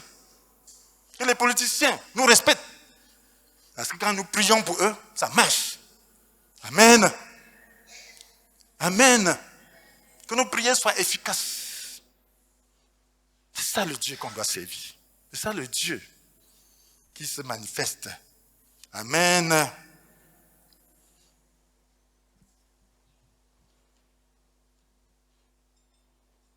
Quelle est la suite? Que ton règne vienne. Que ton règne vienne. Il faut que Dieu soit reconnu comme tel sur la terre et que son règne vienne. Ça veut dire que la parole de Dieu gouverne toutes choses. Au ciel, la parole de Dieu gouverne toutes choses. Il faut que la parole de Dieu nous gouverne personnellement. Il faut que le règne de Dieu vienne dans nos vies. Il faut que ce qui est dit de la parole de Dieu soit vrai dans nos vies. Et c'est nous qui pouvons apporter ça. Nous avons vu comment il faut apporter la parole de Dieu dans nos vies. Comment elle doit être efficace. Ça se passe comment? La Bible nous dit, dans Romains chapitre 10, verset 8, que la parole de Dieu est tout près de toi. Elle est dans ta bouche, elle est dans ton cœur. Cette parole, c'est celle de la foi. C'est celle que nous annonçons, que nous prêchons. Nous annonçons. Donc la parole de Dieu, si Dieu est Dieu, cela veut dire que sa parole doit être exécutée. Lorsqu'on fait un décret, c'est exécuté dans toute la République. tu opposes, tant pis pour toi. Donc la parole de Dieu, lorsqu'elle est donnée, elle doit être respectée. On doit la prendre comme la parole de Dieu. Et si nous prenons la parole de Dieu comme étant la parole de Dieu, qui a autorité dans tout le domaine où Dieu règne, est-ce que Dieu règne dans ta vie? La parole de Dieu doit être exécutée. Nous devons amener la parole de Dieu à se manifester, à atteindre son objectif dans nos vies. Il dit que la parole qui est sortie de lui ne revient jamais à vide, sans avoir accompli ce qu'il désirait, sans avoir atteint le but qu'il lui a fixé. Ésaïe 57. Amen. Donc cette parole qui est sortie, concernant, doit atteindre cet objectif. Ça ne doit pas rentrer à vide. Si Dieu dit qu'il a pris nos péchés sur lui, il les a portés dans son corps sur la croix, afin qu'étant mort pour le péché, nous menions une vie juste. Ça doit se réaliser dans ta vie. Tu dois l'amener à se réaliser. Comment? Elle doit être dans ta bouche et dans ton cœur. Ça veut dire que tu dois y mettre ton esprit, mettre toutes tes forces et la déclarer avec foi. Ne pas vivre selon tes réalités, mais selon les réalités célestes, les réalités de la parole de Dieu. Tu ne dois pas être un homme irrésolu, tenté. Est-ce que ça peut marcher? Tu as le décret. Quelqu'un qui a le décret ne demande pas si ça va marcher ou pas. Amen. Il va que voilà le décret. Il te regarde comme ça. Il s'en fout. Amen. Quand tu as l'autorisation de manifester, tu t'en vas. Je manifeste. Amen. Tu t'en fous. Quelqu'un vient, c'est pas un problème. Même le policier vient, tu t'en fous de lui. Amen. Parce que s'il enfreint ça, il aura des problèmes. On lui porte plainte. Amen. Il ne peut pas s'amuser. Gloire à Dieu. Si la société est organisée comme ça, Dieu, où tu méprises sa parole, tu ne peux pas mépriser. Les anges sont là, ils vont te faire la fête. Donc nous devons croire cela. Si nous croyons, ça va se réaliser. Sachons que le seul moyen de manifester la foi, de développer la foi et d'amener la parole de Dieu à se réaliser, c'est en faisant comme la Bible demande. Dans le Psaume 1, c'est écrit. Dans Josué 1, verset 8, c'est écrit. Heureux l'homme qui ne va pas se tenir sur le chemin, qui ne marche pas selon le conseil des méchants, qui ne va pas se tenir sur le chemin des pécheurs, qui ne s'assied pas en compagnie des moqueurs. Tout ça joint la main dans la loi de l'Éternel qui médite jour et nuit. Amen. Il prospère comme un arbre planté près d'un courant d'eau. Amen. Qui donne toujours son fruit lorsqu'en revient la saison. Son feuillage reste vert. Tout ce qu'il fait réussit. Parce que c'est la parole de Dieu. Josué 1, verset 8. Aie soin de répéter sans cesse les paroles de ce livre, la loi. Mais dis les jours et nuits afin d'y obéir et de mettre en pratique tout ce qui est écrit. Car alors tu auras du succès dans tes entreprises. Alors tu réussiras. Mettre en pratique. Obéir, c'est une chose. Mettre en pratique, c'est une autre. Obéir veut dire la volonté d'aller dans le sens. Mettre en pratique, c'est quoi? C'est permettre que cette parole gouverne tes circonstances. Selon le contexte de cette parole. Amen. C'est pratiquer. Quand tu as un problème, quelle est la parole appropriée? Il faut mettre cela en pratique. Donc il faut que la parole gouverne. Il faut aller dans le sens de cette parole. Il faut prier selon cette parole. Et avancer dans le sens de cette parole. Déclarer cette parole. C'est ça qui va résoudre ce problème. Amen. Qu'est-ce que la Bible dit concernant tes problèmes? Vous mettez en souci pour rien. Maintenant, quand tu as des problèmes, tu te mets en souci. Tu as déjà enfreint, tu n'as pas mis en pratique. Amen. Tu n'as pas permis que la parole de Dieu gouverne tes circonstances. Tu dois d'abord refuser les soucis. Amen. On dit ne vous mettez en souci pour rien. Donc, rien ne doit t'apporter des soucis. C'est la parole de Dieu. Applique ça. Amen. Amen. Mais qu'est-ce que tu demandes de faire? Ne vous mettez en souci pour rien. Mais adressez qu'est-ce qu'il dit de faire? En toute chose, faites connaître vos besoins à Dieu. Adressez-lui vos prières et vos requêtes, en lui disant aussi votre reconnaissance. Alors la paix de Dieu qui surpasse tout ce qu'on peut concevoir gardera votre cœur et vos pensées sous la protection de Jésus. Amen. Va garder ton cœur et ta pensée. C'est ça l'attitude de foi. Ça veut dire que Dieu est au contrôle. Mais si tu as toujours des soucis, ça ne marche pas. Tu ne permets pas à la parole de Dieu de gouverner ta vie. Tu ne mets pas ça en pratique. Une solution. Donc le souci, c'est la désobéissance. Amen. Tu ne permets pas, tu n'obéis pas, tu ne permets pas à la parole de Dieu de mettre en pratique. Tu es plein de péché. Tu n'acceptes pas que tu es mort. Tu dois déclarer ce que tu es. Amen. Tu ne déclares pas que tes péchés, que Jésus a porté tes péchés, qu'il a pris tes péchés sur lui, qu'il a porté dans son corps. Tu ne le déclares pas, tu attends quoi? C'est cette déclaration qui va créer les conditions de salut pour toi. Amen. De sainteté pour toi. Avec foi, avec engagement. C'est comme ça qu'on met la parole de Dieu en pratique. Et avec prière, tu pries avec la parole de Dieu. Et tu insistes. Tu n'es pas quelqu'un qui a le cœur divisé. Qui dit ça ne marche pas, je fais comme ça. Non. Il n'y a pas moyen. Il n'y a pas moyen que ça ne marche pas. Amen. Tu mets tous tes œufs dans un panier, ça va marcher. Ou ça marche, ou ça craque. Et ça va marcher. Quand ça ne marche pas, je fais comme ça. Non. Ça, c'est un cœur divisé. La Bible dit que tu es une telle personne qui n'attend pas de recevoir quoi que ce soit du Seigneur. Que son cœur divisé, il est inconstant dans toutes ses entreprises. Amen. Donc inconstant, tantôt il demande à Dieu, tantôt il est déjà en train de faire comme ça, tantôt. Dieu ne fait pas des inconstants. Il veut la confiance. Est-ce que tu sais qu'il est Dieu? Tu te moques de lui? Donc tu dois être résolu. Résolu.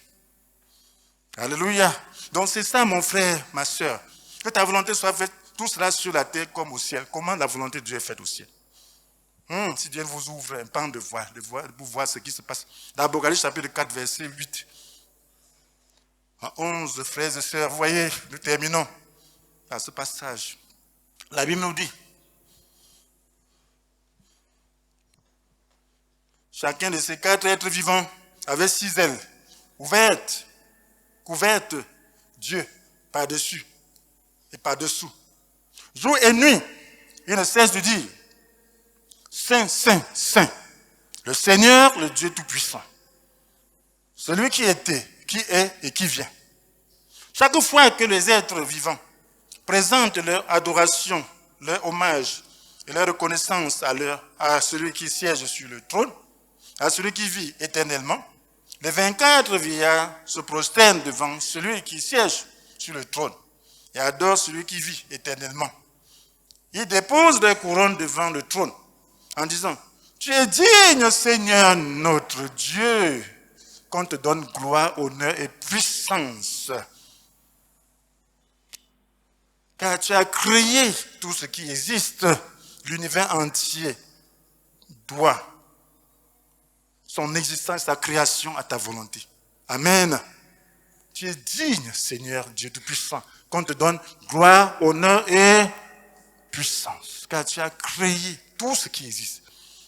L'univers entier doit son existence et sa création à ta volonté. Est-ce que tu dois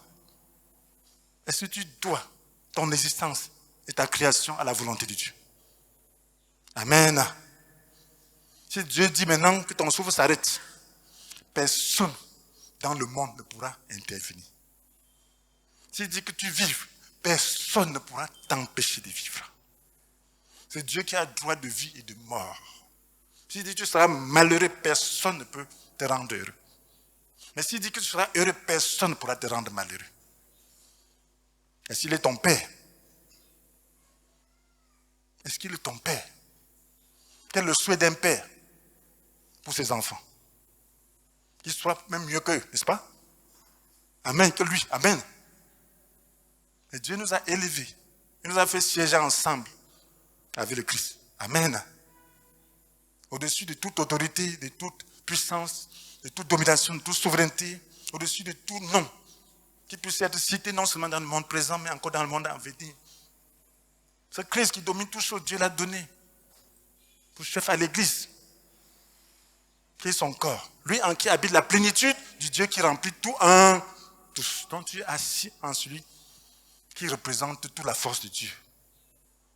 Le Dieu qui remplit tout en tous.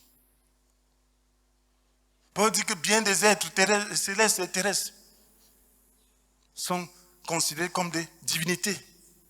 De sorte qu'il y a de nombreux dieux ou seigneurs. Mais en ce qui nous concerne, nous savons qu'il y a un seul Dieu, le Père. Amen. De qui toute chose vient. Et pour qui nous vivons. Un seul Seigneur. Jésus-Christ. Par qui tout existe et par qui nous sommes. Amen. Amen. Un seul Dieu, le Père. Il est ton Père. Tu existes par lui. Et tu vis pour lui. Ça veut dire quand tu dis que si Dieu est ton Père, tu dois vivre pour lui. Amen. Si tu vis pour lui, tu vas hériter. Est-ce que tu peux maintenant décider de vivre pour le Seigneur? Tu peux maintenant décider que Seigneur, donne-moi la grâce, donne-moi la force. Ce n'est pas facile. Mais nous avons besoin de nous exhorter, nous réchauffer, pour nous rappeler et prendre des décisions. Aller prendre de l'envol pour le Seigneur. Amen. Quand nous rassemblons comme ça, c'est pour que le message nous donne de prendre notre envol. Pour voler, il faut un élan. Donc c'est pour prendre l'élan. Tout ce qui est fait depuis le matin, c'est pour que nous prenions conscience que nous prenions un élan pour nous envoler et rester dans les airs. Et toujours prendre l'élan. Et maintenant, tu peux dire au Seigneur que tu regrettes de l'avoir déshonoré, d'avoir manqué tant de foi, d'avoir manqué tant de confiance, de n'avoir pas vu tel qu'il est. Le Dieu Tout-Puissant. Il n'y a rien qui lui soit impossible. Oui, tu es venu avec des besoins. Je ne sais pas quel est ton besoin. Ne regarde pas tes réalités. Regarde à ce Dieu pour qui tout est possible. Quel est ton besoin? Ne te tourne plus vers les hommes. Tourne-toi vers le Seigneur et les hommes vont pouvoir. Tourne-toi vers le Seigneur et Dieu va commander aux hommes. Et quand tu vas recevoir la part des hommes, ce sera avec gloire, ce n'est pas avec mépris. Amen. Ce ne sera pas avec mépris, ce ne sera pas comme un mendiant. Les chrétiens ne sont pas des mendiants, mais leurs besoins sont pourvus par des hommes, sans qu'ils soient des mendiants. Amen. C'est ça. Il faut comprendre cela. Est-ce que tu peux demander à Dieu de te pardonner, d'avoir déshonoré son nom, ce grand nom, que ce soit connu pour Dieu, que nous puissions vivre pour amener le peuple de la terre à reconnaître que Dieu est Dieu, qu'il est le Seigneur. Amener le peuple de la terre à se prosterner devant Dieu et à faire sa volonté. À faire sa volonté, à reconnaître que c'est lui qui est la solution à tous les problèmes. Voilà notre devoir. Amener à connaître le Christ, le chemin vers Dieu. Voilà notre devoir. À partir de cette position céleste, où tout est sous nos pieds, nous devons reconnaître cette position que Dieu nous a donnée, et l'exercer, et le déclarer, et le manifester. Donc on doit persévérer là-dedans. On doit prier dans ce sens. On doit exercer l'autorité, utiliser les ressources que Dieu nous a données pour le pouvoir de Dieu, qui a été mis en Christ à sa résurrection. Parce qu'il a déployé dans toute sa force en la faisant agir dans le Seigneur. Cette puissance. Oui, c'était pour que cette puissance appartienne à Jésus. Parce que Dieu lui a donné le pouvoir dans le ciel, sur la terre et partout. Donc ce pouvoir, il nous le donne aussi. Nous pouvons y accéder. Nous devons l'utiliser. Seigneur, nous te prions de nous pardonner, Seigneur. Pardonne, Seigneur, notre incrédulité. Pardonne, Seigneur, de t'avoir déshonoré. Seigneur, nous t'élevons comme Seigneur. Que tu sois reconnu pour Dieu. Oh Seigneur, tu es notre Père. Son esprit atteste. Seigneur, tu es notre Père. Seigneur, nous voulons maintenant faire ce qui doit être fait. Que nos cœurs soient circoncis. La circoncision de l'esprit. Nous ne puissions plus marcher selon nos pensées charnelles, selon nos désirs charnels. Oh Seigneur, ouvre nos yeux, que ta lumière brille. Que cette lumière qui est en train de briller, brille davantage. Libère-nous, Seigneur. Libère-nous de nous-mêmes, nous offrons un holocauste à toi. Que ton feu brûle et détruise. Réduis la chair en cendres. Et que le voile soit déchiré, le voile de la chair. Nous identifions à Christ. Afin que nous puissions avoir la clarté. Seigneur. Oh Seigneur, nous te bénissons. Seigneur, nous prions que nos vies soient réveillées. Ton règne se manifeste en nous-mêmes. Que ce règne vienne dans cette nation. Vienne détruire les forces des ténèbres qui cherchent à détruire notre nation. Vienne détruire, convertir les méchants. Convertir les ennemis de la nation, les ennemis du bien-être, les ennemis de la paix sociale. Convertis les Seigneur. Convertis-les, Seigneur. Ouvre les yeux, que les voiles soient déchirés, que les Camerounais voient ta gloire et vivent selon ta pensée. Manifeste ta puissance.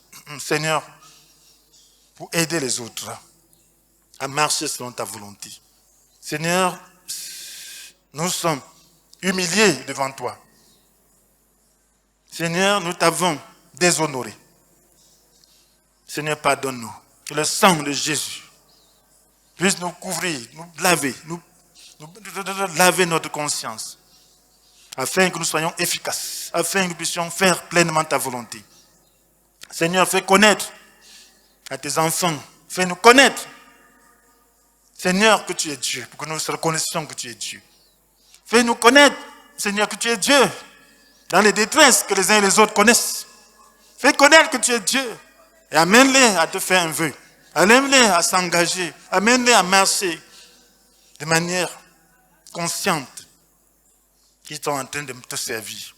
Seigneur mon Dieu, nous t'en supplions. Seigneur mon Dieu, nous t'en supplions.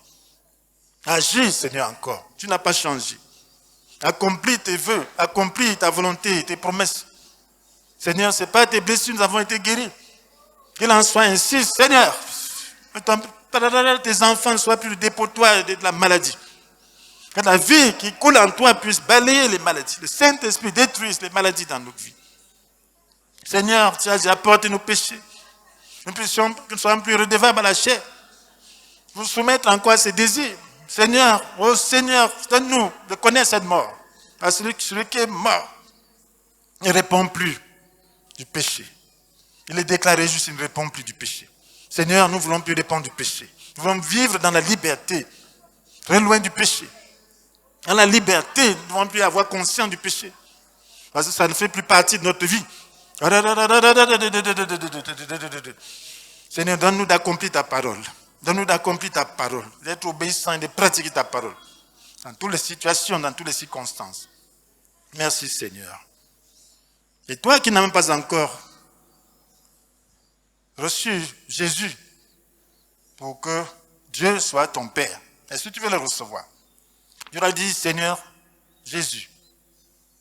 Parce que la Bible dit que ceux qui l'ont reçu, là, fait d'eux des enfants de Dieu. Ceux qui ont reçu Jésus, la lumière, dans Jean 1, verset 12. Il a fait d'eux des enfants de Dieu. Tu peux devenir enfant de Dieu en recevant Jésus dans ton cœur, qui est la lumière. Dis-lui maintenant, Seigneur Jésus, je reconnais que Dieu n'est pas mon Père, parce que je n'ai pas ce témoignage de l'Esprit en moi. Mais je veux qu'il soit mon Père. Seigneur, je t'accepte dans ma vie. Je veux faire ta volonté. J'accepte que tu es mort pour mes péchés. J'accepte que ta mort induit la mienne.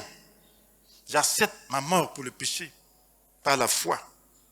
J'accepte, je me dispose à faire ta volonté. Je renonce à mes péchés par ta grâce. Je prie ton Esprit Saint qui sanctifie entre en moi. Que tu me guides par ta lumière et que je demeure saint, que je marche selon ta volonté. Merci Seigneur. Père, merci pour le témoignage en moi. Je suis ton enfant.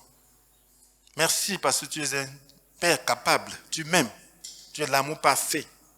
Je voudrais maintenant compter sur toi en toutes choses et vivre en te glorifiant sur la terre. Amen. Seigneur vous bénisse.